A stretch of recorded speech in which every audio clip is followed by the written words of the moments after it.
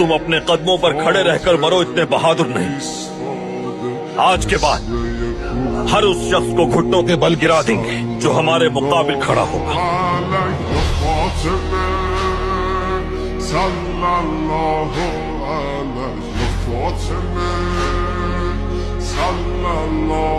तुम जैसों के बहुत सर उतारे हैं हमने, तुम्हारी आवाज का और तुम्हारा किला तुम्हीं पर ढा दिया हमने।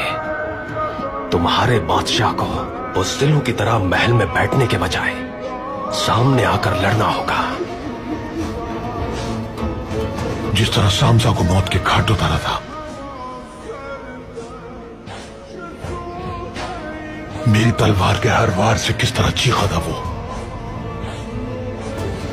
मेरी आंखों के सामने तड़प तड़प कर मरा था वो।